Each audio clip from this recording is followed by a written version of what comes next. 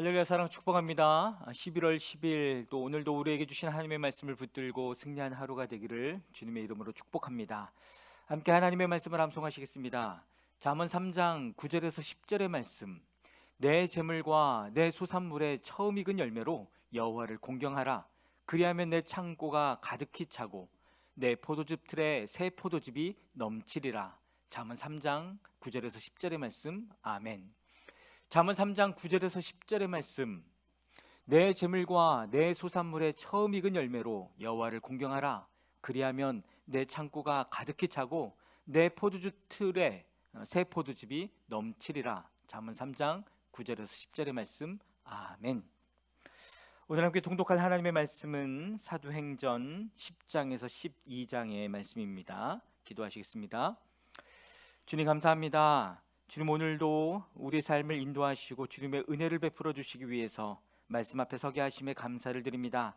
주님의 백성들 오늘도 말씀을 통독할 때에 성령 하나님 임하여 주시고 역사해 주셔서 하나님을 만나며 주님의 음성을 듣는 귀한 시간 될 수 있도록 역사하여 주시옵소서. 그렇게 행하실 주님을 찬양하며 예수 그리스도의 이름으로 기도했습니다.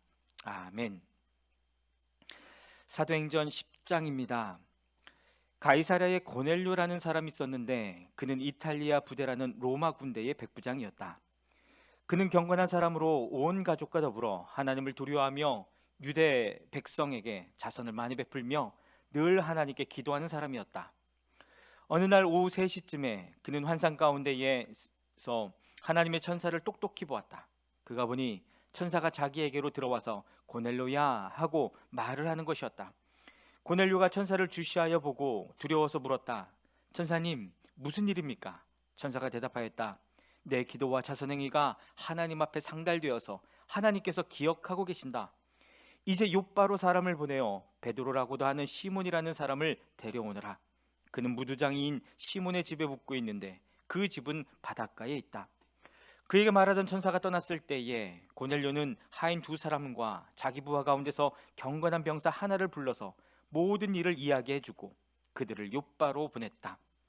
이튿날 저들이 길을 가다가 욥바에 가까이 이르렀을 때에 베드로는 기도하려고 지붕으로 올라갔다. 때는 오정쯤이었다. 그는 배가 고파서 무엇을 좀 먹었으면 하는 생각이 들었다. 사람들이 음식을 장만하는 동안에 베드로는 황홀경에 빠져 들어갔다.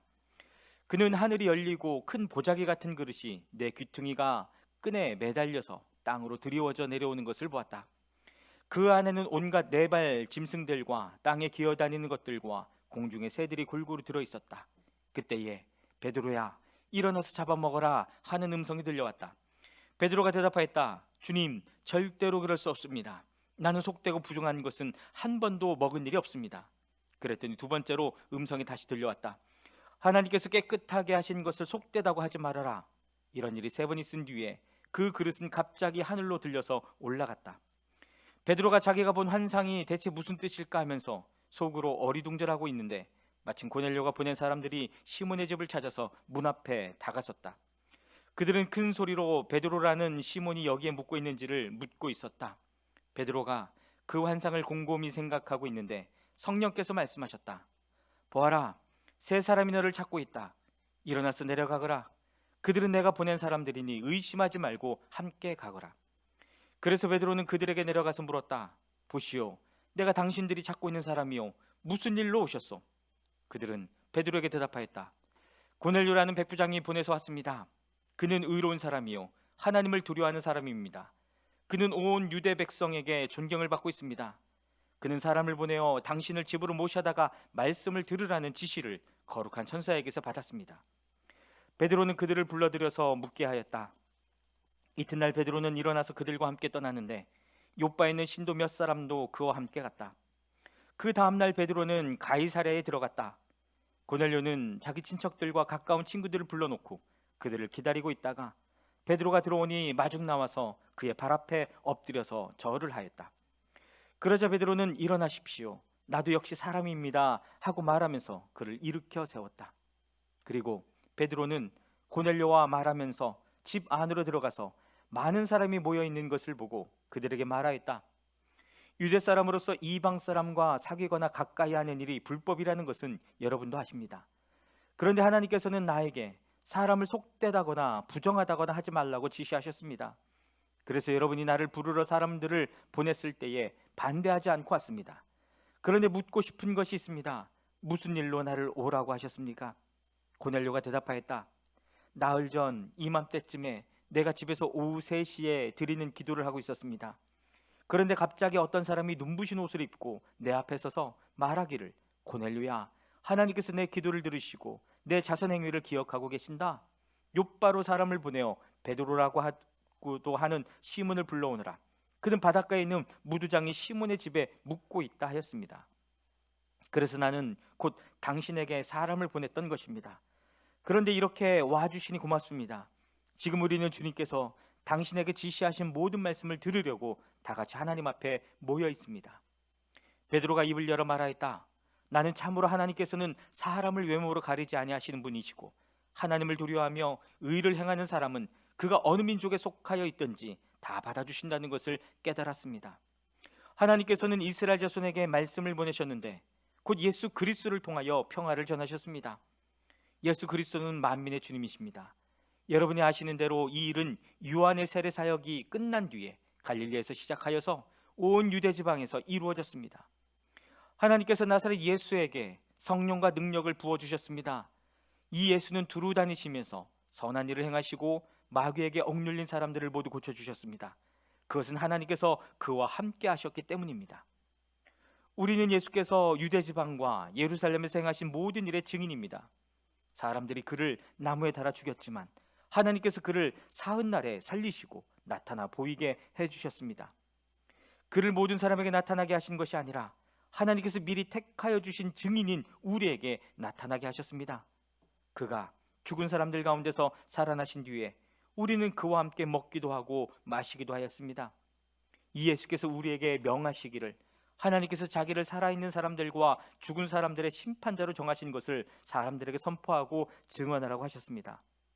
이 예수를 두고 모든 예언자가 증언하기를 그를 믿는 사람은 누구든지 그의 이름으로 죄사함을 받는다고 하였습니다. 베드로가 이런 말을 하고 있을 때에 그 말을 듣는 모든 사람에게 성령이 내리셨다.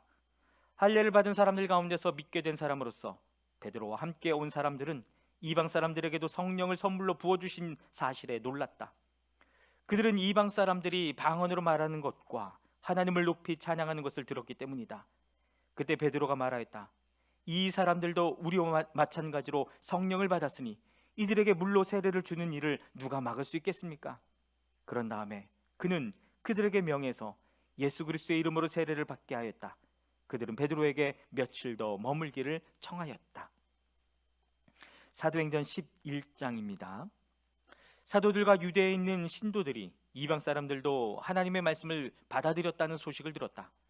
그래서 베드로가 예루살렘에 올라왔을 때에 할례를 받은 사람들이 당신은 할례를 받지 않은 사람들의 집에 들어가서 그들과 함께 음식을 먹은 사람이요 하고 그를 나무랐다.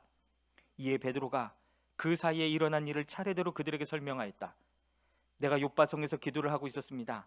그때 나는 황홀경 가운데서 산상을 보았는데 큰 보자기와 같은 그릇이 내 귀퉁이가 끈에 매달려서 하늘에서 드리워져 내려서 내 앞에까지 왔습니다. 그 안을 자세히 들여다보니 땅 위에 네 발 짐승들과 들짐승들과 기어다니는 것들과 공중에 새들이 있었습니다. 그리고 베드로야 일어나서 잡아먹어라 하는 음성이 내게 들려왔습니다. 그래서 나는 주님 절대로 그럴 수 없습니다. 나는 속된 것이나 정결하지 않은 것을 먹은 일이 없습니다 하고 말하였습니다. 그랬더니 하나님께서 깨끗하게 하신 것을 속되다고 하지 말아라 하는 음성이 두 번째로 하늘에서 들려왔습니다. 이런 일이 3번 일어났습니다. 그리고서 모든 것은 다시 하늘로 들려 올라갔습니다. 바로 그때에 사람들 셋이 우리가 묵고 있는 집에 도착하였는데 그들은 가이사랴에서 내게 보낸 사람들이었습니다. 성령이 내게 의심하지 말고 그들과 함께 가라고 하셨습니다. 그래서 이 6 형제도 나와 함께 가서 우리는 그 사람의 집으로 들어갔습니다. 그 사람은 자기가 천사를 본 이야기를 우리에게 해주었습니다. 곧 천사가 그의 집에 와서 서더니 그에게 말하기를 욥바로 사람을 보내어 베드로라고도 하는 시몬을 불러오너라. 그가 내게 너와 내 온 집안의 구원을 받을 말씀을 일러줄 것이다 하더라는 것입니다. 내가 말을 하기 시작하니 성령이 처음에 우리에게 내리시던 것과 같이 그들에게도 내리셨습니다. 그때 나는 요한은 물로 세례를 주었지만 너희는 성령으로 세례를 받을 것이다 하신 주님의 말씀이 생각났습니다. 그러므로 하나님께서는 우리가 주 예수 그리스도를 믿을 때에 우리에게 주신 것과 같은 선물을 그들에게 주셨는데 내가 누구이기에 감히 하나님을 거역할 수 있겠습니까? 이 말을 듣고 그들은 잠잠하였다. 그들은 하나님께 영광을 돌리고 이제 하나님께서는 이방 사람들에게도 회개하여 생명에 이르는 길을 열어주셨다 하고 말하였습니다. 스데반에게 가해진 박해 때문에 흩어진 사람들이 페니키아와 키프로스와 안디오까지 가서 유대 사람들에게만 말씀을 전하였다. 그런데 그들 가운데는 키프로스 사람과 구레네 사람 몇이 있었는데 그들은 안디옥에 이르러서 그리스 사람들에게도 말을 하여 주 예수를 전하였다. 주님의 손이 그들과 함께 하시니 수많은 사람이 믿고 주님께로 돌아왔다. 예루살렘 교회가 이 소식을 듣고서 바나바를 안디옥으로 보냈다. 바나바가 가서 하나님의 은혜가 내린 것을 보고 기뻐하였고 모든 사람에게 굳센 마음으로 주님을 의지하라고 권하였다. 바나바는 착한 사람이요 성령과 믿음이 충만한 사람이었다. 그래서 많은 사람이 주님께로 나아왔다.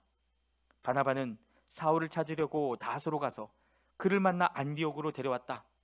두 사람은 1년 동안 줄곧 거기에 머물면서 교회에서 모임을 가지고 많은 사람을 가르쳤다. 제자들은 안디옥에서 처음으로 그리스도인이라고 불렸다. 그 무렵에 예언자 몇이 예루살렘에서 안디옥에 내려왔다. 그 가운데 아거보라는 사람이 성령의 감동을 받아서 일어나 온 세계에 큰 기근이 될 것이라고 예언하였다. 바로 그 기근이 글라우디오 황제 때에 들었다.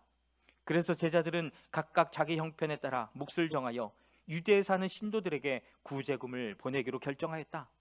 그들은 그대로 실행해서 바나바와 사울 편에 그것을 장로들에게 보냈다. 사도행전 12장입니다. 이 무렵에 헤롯 왕이 손을 뻗쳐서 교회에 속한 몇몇 사람을 해하였다. 그는 먼저 요한과 형제가 아닌 야고보를 칼로 죽였다. 헤롯은 유대 사람들이 이 일을 기뻐하는 것을 보고 이제는 베드로까지 잡으려고 하였다. 때는 무교절 기간이었다. 그는 베드로도 잡아서 감옥에 가두고 4명으로 짠 경비병 4패에게 맡겨서 지키게 하였다. 6월절이 지나면 백성들 앞에 그를 끌어낼 속셈이었다. 이렇게 되어서 베드로가 감옥에 갇히고 교회는 그를 위하여 하나님께 간절히 기도하였다. 헤롯이 베드로를 백성들 앞에 끌어내기로 한 그 전날 밤이었다. 베드로는 쇠사슬에 묶여 군인 2사람 틈에서 잠들어 있었고 문 앞에는 파수꾼들이 감옥을 지키고 있었다. 그런데 갑자기 주님의 천사가 나타나고 간방에 빛이 환히 비치었다. 천사가 베드로의 옆구리를 쳐서 깨우고 말하기를 빨리 일어서라 하였다. 그러자 쇠사슬이 그의 2 손목에서 풀렸다. 천사가 베드로에게 띠를 띠고 신을 신어라 하고 말하니 베드로가 그대로 하였다.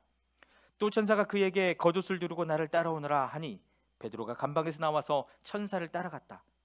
베드로는 천사가 하는 일이 참인 줄 모르고 자기가 환상을 보고 있는 것이라고 생각하였다. 그들이 첫째 초소와 둘째 초소를 지나서 시내로 통하는 철문에 이르니 문이 저절로 열렸다. 그래서 그들은 바깥으로 나와서 거리를 하나 지났다. 그때 갑자기 천사가 떠나갔다. 그때야 베드로가 정신이 나서 말하였다. 이제 참으로 알겠다. 주님께서 주님의 천사를 보내셔서 헤롯의 손에서 그리고 유대 백성이 꾸민 모든 음모에서 나를 건져주셨다. 이런 사실을 깨닫고서 베드로는 마가라고도 하는 요한의 어머니 마리아의 집으로 갔다. 거기에는 많은 사람이 모여서 기도하고 있었다. 베드로가 대문을 두드리니 로데라는 어린 여종이 맞으러 나왔다. 그 여종은 베드로의 목소리를 알아듣고 너무 기뻐서 문을 열지도 않고 도로 달려들어가서 대문 앞에 베드로가 서 있다고 알렸다. 사람들이 여종에게 내가 미쳤구나 하고 말하자 여종은 참말이라고 우겼다. 그러자 그들은 베드로의 천사일 거야 하고 말하였다. 그동안에 베드로가 줄곧 문을 두드리니 사람들이 문을 열어서 베드로를 보고 깜짝 놀랐다. 베드로는 손을 흔들어서 그들을 조용하게 하고 주님께서 자기를 감옥에서 인도하여 내신 일을 이야기하였다.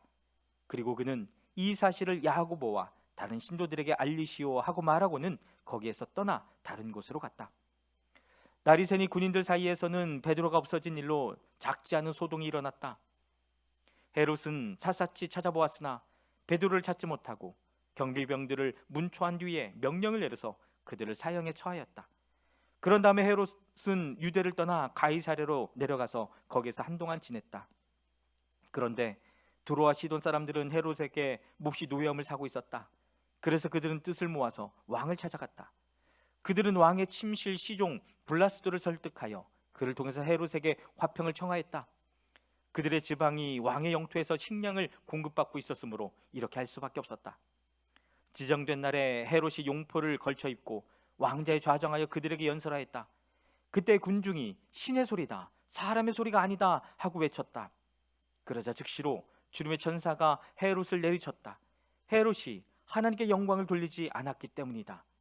그는 벌레에게 먹혀서 죽고 말았다. 하나님의 말씀이 점점 더 널리 퍼지고 믿는 사람이 많아졌다. 바나바와 사울은 그들의 사명을 마치고 마가라고도 하는 요한을 데리고 예루살렘에서 돌아왔다. 아멘. 사랑하는 여러분, 저와 여러분의 발걸음도 성령의 발걸음이요 또 성령의 행전이 되기를 주님의 이름으로 축복합니다. 아멘.